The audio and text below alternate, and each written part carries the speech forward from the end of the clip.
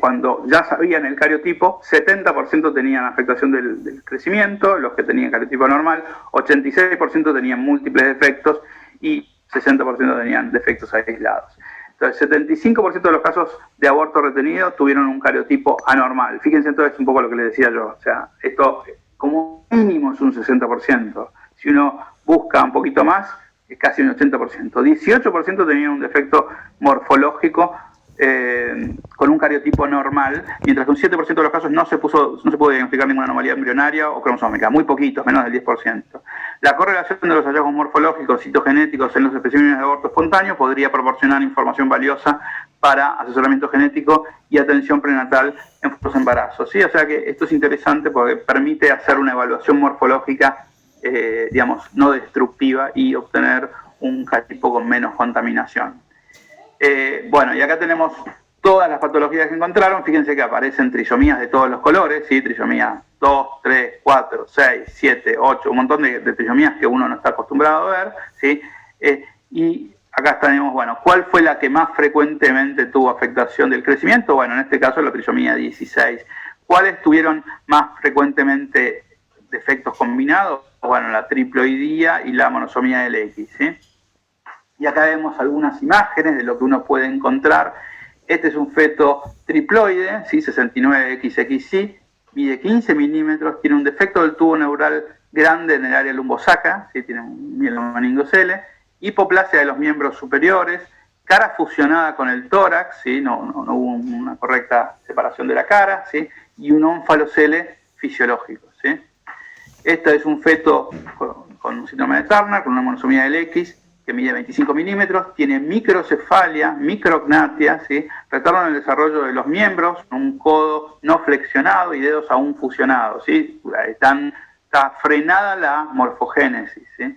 Este es un feto con una triploidía mosaico, ¿sí? Que mide 14 milímetros, tiene microcefalia, ¿sí? Displasia facial, la cara está mal formada, ahí de hecho parece haber como una especie de hendidura, hipoplasia de los miembros superiores y de los miembros inferiores, ¿sí? Y esto es un feto tetraploide 92XXY, que además tiene un cromosoma 22 extra, ¿sí? Mide 16 milímetros, de vuelta, está fusionada la cara con el tórax y tiene hipoplasia de los miembros. Así que bueno, uno puede hacer evaluación anatómica temprana y encontrarse con todas esas patologías que el genetista postnatal nunca en su vida vio ni va a ver, ¿sí? O sea que las trisomías arrancan mucho más temprano y muchos de estos síndromes son tan graves que se detienen antes de que nosotros apoyemos el transductor a las 11 semanas.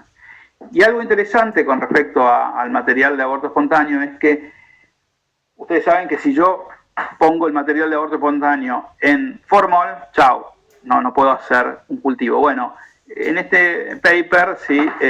Italiano, lo que hicieron es con material de aborto fijado con formol, incluido en parafina, pudieron hacer FISH, ¿sí? O sea, pudieron hacer análisis cromosómico. Y eso es importante porque, bueno, permite guardarlo por más tiempo y poder hacer estudios cromosómicos en material fijado, que habitualmente no se puede hacer, necesita células vivas.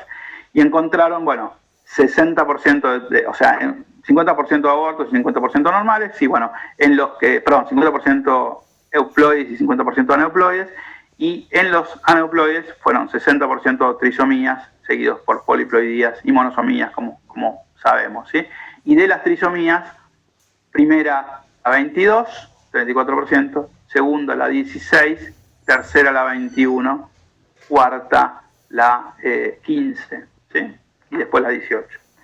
Muy bien, eso es lo que pasa con las trisomías bien temprano en el embarazo. Ahora vamos a hacer una pausa, ¿sí? Para que se puedan tomar un café, se oxigenen un poquito las neuronas, ¿sí? Y vamos a ver, bueno, qué pasa con los poquitos que vemos nosotros que sobreviven a esa terrible inquisición que es el primer trimestre, ¿sí? Los que sobreviven a eso son los que vemos nosotros después. No sé si hay pregunta hasta ahora. ¿Se entendió? ¿Venimos bien? A ver, Prendan las cámaras, así veo que hay gente viva del otro lado. Bien. Vamos todavía. Yo pensé que estaba solo. Bueno, venimos bien por ahora, ¿sí? Es la parte que lo que nunca se habla de las trisomías, ¿sí? Que es qué pasa muy temprano, ¿sí? Así que bueno, ya vimos eso y ahora nos tomamos un café y seguimos con los sobrevivientes de Auschwitz, ¿sí? Que son las trisomías que conocemos nosotros después. Así que nada, hacemos 15 o 20, ¿qué les parecen? Escucho sugerencias.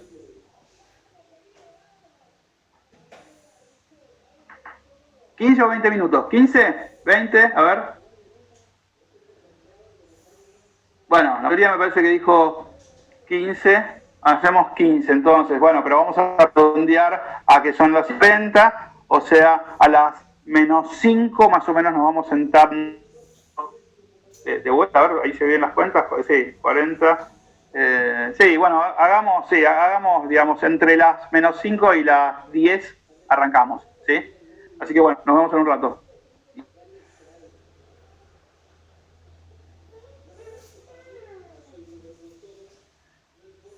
Entonces, dijimos que hemos hablado de todas las enfermedades cromosómicas que, digamos, son seleccionadas en contra o que, bueno, que terminan abortando en el primer trimestre. Vamos a ver ahora qué pasa después de las 11 semanas. Y para eso, para ponerlo un poco en contexto, tenemos que ver, bueno, cuál es realmente la prevalencia de defectos congénitos, ¿sí? A ver, los defectos congénitos afectan al 3% del embarazo, ¿sí? Y, digamos, tienen distintas causas, ¿sí?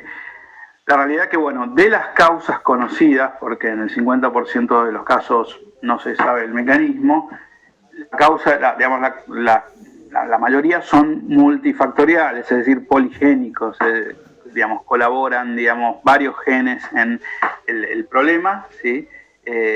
Después hay un 5% que tienen que ver con la exposición a sustancias teratogénicas, ¿sí? Hay un 10% que tiene que ver con síndromes mendelianos, con síndromes monogénicos que tienen que ver con una mutación en un gen en particular, y las enfermedades cromosómicas son, digamos, 1 de cada 5 defectos congénitos están relacionados con enfermedades cromosómicas, ¿sí? Y específicamente estos no son enfermedades nuevas, ¿sí? Esta es la primera imagen de un fenotipo consistente con una trisomía 21 en una terracota tolteca de México en el 500 después de Cristo. Fíjense las características de la nariz con narinas antevertidas, digamos, la cara chata, ¿sí? La lengua protruyente de una persona, de un niño probablemente, con fenotipo consistente con una trisomía 21, ¿sí? Esto es un cuadro de la época renacentista, la adoración de Cristo Niño, ¿sí? Óleo sobre madera holandés, que está en el Museo Metropolitano de Arte de New York. Y fíjense que acá hay algunos sospechosos, ¿sí? Fíjense que este no sé si es un pastorcito, que está ahí mirando, tiene una carita sospechosa, ¿sí? Y el que se asoma por la ventana también tiene una carita sospechosa, ¿sí? Si los miramos con un poquito más de detalle, tienen los dos cara plana, nariz pequeña, epicanto, ¿sí? Que es este pliegue en la parte interna del ojo, hendiduras palpebrales hacia arriba, ¿sí? Así, hacia arriba, ¿sí? Se llaman mongoloides, ¿sí? Digamos que son de esta forma. Boca pequeña, microstomía con protrusión lingual, con macroglosia, y orejas, bueno, no se ven tanto, ahí me parece que se las imaginaron, orejas pequeñas. En este otro cuadro de la Virgen y el niño, ¿sí? Puede ser que el niño sea feo o que el niño tenga trisomía 21, ¿sí? Está atribuido a Andrea Mantegna y también están en el Museo de Arte de Boston. Y fíjense que, bueno, el niño acá pareciera tener trisomía 21, ¿sí? O, bueno, alguna otra enfermedad genética. Este cuadro interesante es Lady Cockburn con 3 de sus hijos mayores de 1773 de la National Gallery en Londres. Y fíjense que este chiquito tiene un fenotipo consistente con trisomía 21. ¿Sí? Veamos cuál fue la historia de estos chicos. James fue general del ejército británico. William fue obispo de York. Y George fue el almirante que llevó a Napoleón a su exilio a Santa Elena. Así que bueno, no sabemos si realmente tuvo trisomía 21, pero si lo, digamos, no le impidió tener alguna parte en la historia. No se sabe qué pasó con el papagayo. Otro caso así paradigmático de trisomía 21 en la historia fue uno de los hijos de Charles Darwin, ¿sí? Que se llamó Charles Warning Darwin. En la descripción de Darwin, de este chiquito, es que era pequeño para su edad, tardó en caminar y hablar, era de un notable carácter dulce, apacible y alegre, pero no tenía mucha energía, a menudo hacía extrañas muecas y se estremecía cuando estaba estimulado. Se acostaba plácidamente durante mucho tiempo en mi regazo, mirando con una expresión constante y placentera a mi cara, haciendo agradables ruidos burbujeantes, pero yo le movía la barbilla.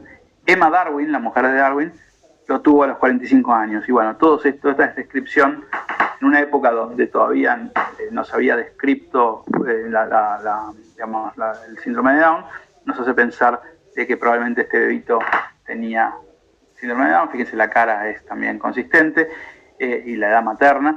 Y murió aparentemente de escarlatina, que lo más probablemente no haya sido escarlatina, sino leucemia. Ustedes saben que las personas con síndrome de Down tienen más riesgos de algunas enfermedades hematológicas, sobre todo leucemias, a los 19 meses. Este es, digamos, Reginald Langdon Down, fue, digamos, el pliegue simiano, de acuerdo a su descripción, ¿sí? Y lo paradójico es que Langdon Down, ¿sí?, tuvo un hijo, o sea, el médico que describió el síndrome, tuvo un hijo con el síndrome que él describió, ¿sí? Ana de Gaulle, la hija de Charles de Gaulle, ¿sí?, presidente de Francia, también tenía trisomía 21, fue su hija preferida y murió de neumonía a los 19 años. Bien, y más allá de la historia, bueno, hagamos un resumen sobre algunas cuestiones básicas que tenemos que saber con respecto a la más frecuente de las trisomías, la trisomía 21, ¿sí? Tiene una prevalencia natural aproximada de 1 en 800.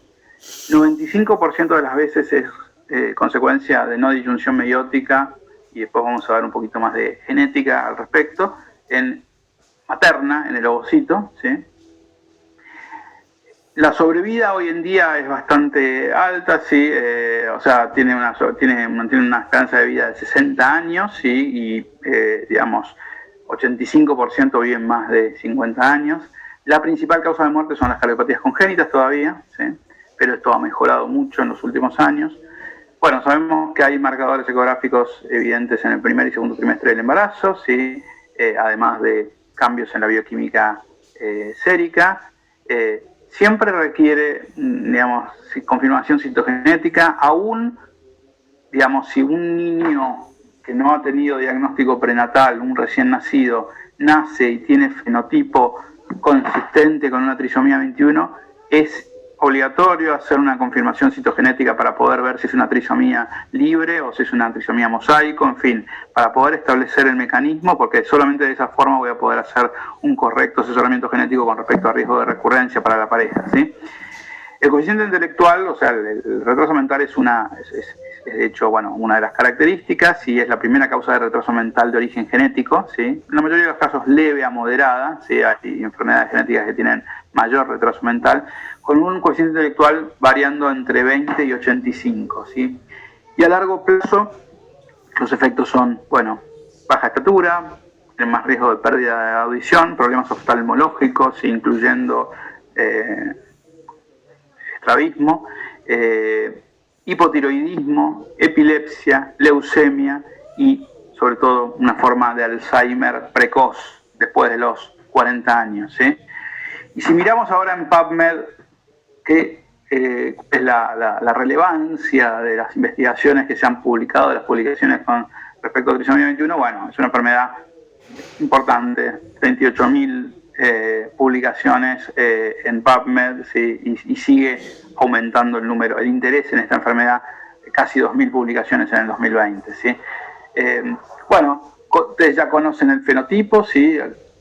Las hendiduras palpebrales hacia arriba, microstomía con macroglossia. Bueno, hay algunos detalles por ahí que saben más los genetistas, como por ejemplo las manchas de Brushfield, que son estas manchas en el iris, las orejas pequeñas hipoplásicas, el sandal gap, el signo de la sandalia o de la ostancia, que es la separación del dedo grande del pie, la clinodactilia del quinto dedo de la mano, ¿sí? Las fisuras en la lengua en los adultos, ¿sí? Acá lo tenemos de vuelta, entonces hendiduras palpebrales inclinadas hacia arriba, epicanto, ¿sí? El pliegue ahí en el medio, cara plana, hipoplasia centrofacial, macroglossia, orejas bajas de implantación, orejas pequeñas de implantación baja, extremidades cortas, baja estatura, hallux separado, ¿sí? Como dijimos, talla pequeña, son chiquitos, bueno, nada, estos son un poco, y bueno, y el signo del pliegue simiano, ¿sí? ¿Y qué es más frecuente en estos manifestaciones fenotípicas? Bueno, 100% tienen algún grado de discapacidad cognitiva y algún grado de retraso de crecimiento. Si bien prenatalmente no es frecuente que tengan tanta restricción de crecimiento, algunos pueden hacerlo por insuficiencia placentaria, pero comparado con, por ejemplo, la trisomía 18, que prácticamente siempre tiene restricción de crecimiento, no es tan prevalente, ¿sí? Después, bueno, algunas de estas no son tan importantes, dermatoglifos atípicos, diastasis de los músculos abdominales, hiperlaxituria ventosa, hipotonía. Esto es importante porque la hipotonía es una de las causas de hipotonía del lactante y es una de las causas por las cuales estos fetos pueden desarrollar polidramios en el segundo y tercer trimestre, ¿sí? Braquicefalia, esto se puede ver en la ecografía, genitales hipotróficos, un poco más difícil, hendiduras palpebrales, difíciles de ver. Digamos, acá está marcado qué cosas podemos ver realmente prenatalmente. ¿Sí? Extremidades cortas, oreja redonda de implantación baja, se puede ver si uno lo busca, la clinodactilia, como vamos a ver, se puede ver, y todo esto, bueno, cada vez es un poquito menos frecuente. Clinodactilia tienen la mitad, ¿sí? Cardiopatía congénita tienen la mitad, también 45%, macroglossia tienen un 43%, ¿sí? Entonces, este 100% de retraso de crecimiento no es un 100% prenatal. Prenatalmente es aproximadamente un 20 a 30%, ¿sí? Pero el fémur corto nos puede ayudar porque está presente en un 70% de los casos. Y acá, bueno, ahí se veían las manchas de Brushfield, que son estas, o de Brushfield, que son estas manchas blancas en la parte externa del iris, ¿sí? Y este es el pliegue único, pliegue palmar único, es mejor llamarlo, yo diría, es un poquito más amistoso llamarlo pliegue palmar único en vez de pliegue simiano, ¿sí? Bueno, más ejemplos: frente inclinada, fisuras palpebrales elevadas, puente nasal bajo, boca pequeña, lengua protruyente o grande, pecho estrecho, menor distancia intermamilar. El pliegue nucal redundante, que esto sí nos ayuda prenatalmente, ¿sí? Acá vemos de vuelta las manchas de Brushfield, ¿sí? La orejita, y que a veces puede ser bastante displásica, y la hipotonía. Ahí lo vemos, bueno, cómo se ve también esto prenatalmente. Esto es un paciente nuestro, sí, que bueno, me acuerdo que cuando me mandaron las fotos, lo primero que pensé es las manchas de Brushfield, pero muy linda esta chiquita de Rosario que diagnosticamos prenatalmente. Bueno, las manos, sí, esta braquidactilia, dedos cortos, el signo de la sandalia, sí, y el pliegue palmar único. Bueno, y esto es un poquito más completo, es acá por órgano, no lo vamos a ver todo, pero bueno, fíjense que también hay más riesgo de algunas enfermedades autoinmunes, como enfermedad de tiroides, hipotiroidismo, enfermedad celíaca, alopecia, diabetes tipo 1. Hay un problema actualmente también con todo el riesgo de obesidad que tienen estos chicos, y tienen menos también actividad, infertilidad masculina, disfunción intestinal, inestabilidad atlantoaxoidea, bueno, como dijimos, pérdida auditiva, y también, bueno, cataratas, queratoconos, ambliopía, ¿sí? Problemas oculares. Van a ver que muchos chiquitos con síndrome de Down usan anteojos, ¿sí? Apnea obstructiva del sueño, ¿sí? Epilepsia, Alzheimer y también, bueno, ansiedad, depresión, alteraciones en el comportamiento. Bien, y algunos datos por ahí menos conocidos. Primero es que no hace falta tener todo el tomo del cromosoma 21 completo extra para tener un fenotipo Down. Triplicamos solamente el locus 21 Q22, ¿sí? Uno puede tener, digamos, ya el fenotipo Down. Y uno se pregunta, bueno, ¿cómo puede ser, por qué tener este pedacito extra, todo este abanico de y sobre todo de manifestaciones fenotípicas? Bueno, es porque esta región, bueno, está implicada en la regulación de otros genes que están en otros cromosomas. Es decir, que la trisomía 21 no tiene que ver solamente con un aumento de la dosis de los genes que están ahí, sino que esos genes interactúan con genes que están en otros lados del genoma y alteran su expresión, ¿sí? Piensen que el cromosoma 21, de hecho, después del cromosoma Y, es el cromosoma más chiquito, porque hubo un error cuando se ordenaron los cromosomas históricamente, y el cromosoma 22 es un poco más grande que el cromosoma 21, ¿sí? Entonces el cromosoma 21 es el más chiquito, por eso cuando hoy empezábamos y hablábamos de la larga historia de un cromosoma corto, ¿sí? Y un cromosoma, una parte muy chiquita de un cromosoma chiquito puede generar toda esta manifestación fenotípica, ¿sí?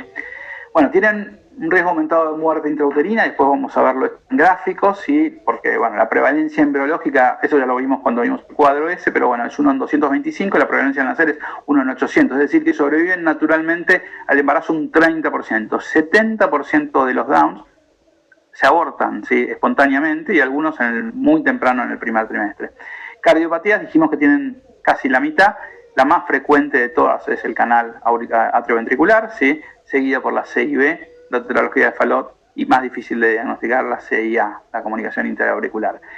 Hay también una prevalencia de atresias intestinales, una típica es la atresia duodenal, ¿sí? Pero también, como dijimos, otros riesgos de enfermedades intestinales como enfermedad celíaca, enfermedad de Hirschsprung, ¿sí? Páncreas anular y ano imperforado, ¿sí? Esto más o menos es un 12%, entonces hay que siempre mirar en el segundo trimestre, sobre todo buscar la doble burbuja, porque la doble burbuja se va a asociar a polidramnios progresivo, que además en estos chicos por la hipotonía está empeorado y puede hacer que tenga que tomar algunas decisiones de intervenciones para prolongar la gestación y reducir el impacto de la prematuridad, como por ejemplo tener que hacer amniodrenajes.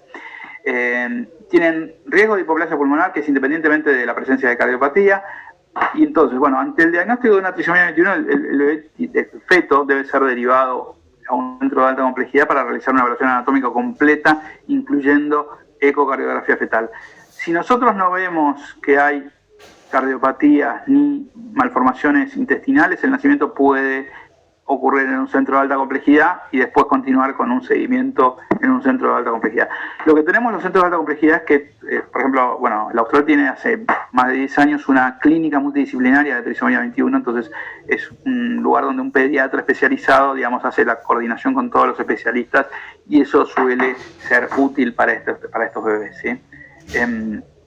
Bien, y algunos aspectos postnatales. Bueno, los recién nacidos suelen tener problemas o tardar en poder alimentarse por el tema de la hipotonía, ¿sí? Entonces esto tener en cuenta que puede hacer que el chiquito se quede, más allá de que no tenga ninguna cardiopatía, ninguna malformación, se quede internado en neo un tiempo por el tema de que pueda alimentarse correctamente. Esto además empeora si además nace prematuro. Desde el punto de vista hematológico dijimos que hay un riesgo aumentado de síndromes mieloproliferativos. El más frecuente es el mieloproliferativo transitorio, que está aumentado 30 veces, ¿sí? Que puede dar trombofilia, pueden tener también al contrario trombocitopenia y bueno, lo más grave es si tienen leucemia, en general megacardioblástica, porque está relacionado con la mutación GATA1, ¿sí? Por suerte 20% remiten espontáneamente, ¿sí? Pero hay que hacer un hemograma neonatal de rutina en estos chicos para buscar reacciones leucemoides, existe el síndrome de mieloproliferativo transitorio. Después les voy a mostrar un caso que tuvimos de leucemia, de hecho de manifestación prenatal. menor riesgo que bueno, por alguna razón esto es interesante, tienen más riesgo entonces de tumores hematológicos o bueno, de neoplasias hematológicas y menos riesgo de tumores sólidos. Y esto se está investigando a ver cuál es el mecanismo, ¿sí? Desde el punto de vista endocrinológico dijimos que tienen más riesgo también, bueno, de enfermedades autoinmunes, dentro de ellas el hipotiroidismo, por lo cual es importante hacer el FEI, ¿sí? En todos los bebés, pero en este más que en otros, digamos, y controles anuales. Hablamos de este problema de prevalente de la obesidad, que se suma al aumento en la prevalencia de obesidad infantil, además hipoacusia, porque en general secundaria otitis media serosa, que ocurre en un 60% de los casos, así que hay que hacer audio y timpanometría después de los 8 meses, y bueno, los problemas oftalmológicos también los hablamos. Desde el punto de vista traumatológico, un riesgo aumentado de inestabilidad tantoxoidea, que ocurre en un 20% de los casos y que hay que evaluarla antes de que estos chicos puedan o se les autorice practicar deportes, ¿sí? Desde el punto de vista ginecológico, bueno, se puede indicar anticoncepción, en general es ideal indicar anticoncepción a los adolescentes que están activas, porque bueno, el riesgo de recurrencia ahora, como vamos a ver, es alto de que ellas puedan tener un bebé también con trisomía 21, y no siempre son estériles. Y desde el punto de vista neurológico, bueno, unos pocos pueden estar en convulsiones. Está el tema del Alzheimer a partir de los 35 a 40 años, que es algo muy previamente, y en general arriba de los 45 50 años suelen tener demencia. Este es el mapa fenotípico del cromosoma 22, y como vimos, a ver si volvamos acá, es 21q22. A ver si lo encontramos, 21q22 está por acá. Entonces, fíjense que lo que se ve acá en estas, digamos, bandas gruesas son qué parte del cromosoma tiene que estar presente para dar este fenotipo, ¿sí? Entonces, fíjense que las dos partes críticas son acá. Esta parte de acá abajo, ¿sí? Este es el brazo largo del cromosoma 21, este es el brazo corto y acá está el centrómero, ¿sí? Este es un cromosoma acrocéntrico, o sea que es muy chiquito el brazo corto, ¿sí? Este es el brazo P, este es el brazo Q, ¿sí? Entonces, más o menos por acá, Q22, fíjense que hay muchas de las cosas que dan el fenotipo, pero después esta otra parte, 21, digamos, la primera parte de la banda 21, ¿sí? También está implicada en mucho del fenotipo, ¿sí? Y con respecto al riesgo de muerte intraútero, esto es importante tenerlo en cuenta prenatalmente, porque fíjense que no es lo mismo si yo tengo que asesorar a una paciente en la que hago un diagnóstico prenatal de trisomía 21, supongamos a las 15 semanas, hay todavía un 50% de probabilidades de muerte intraútero, que si yo lo hago en el segundo, más en la etapa donde hago una ecografía morfológica detallada, donde es digamos, es menor a un 25%, ¿sí? Pero bueno, va bajando la mortalidad intrauterina a medida que avanza el embarazo, y entonces si yo tengo que asesorar con respecto, una paciente me pregunta, bueno, me hiciste un diagnóstico a las supongamos a las 28 semanas, bueno, hay todavía un riesgo de muerte. Este riesgo igual ha ido bajando, pero también con digamos, los cuidados médicos, pero existe un riesgo residual de muerte intraútero, ¿sí? Fíjense que esta publicación es bastante vieja, hoy en día tenemos más chances de que no se mueran.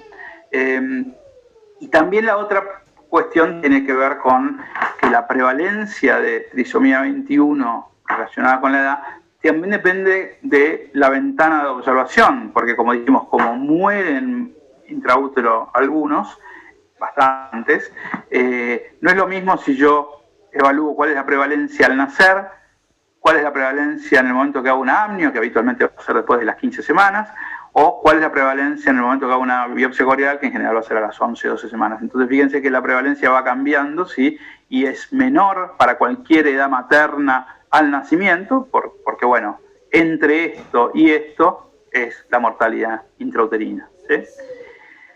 Bien, bueno, y hablemos un poquito de herencia.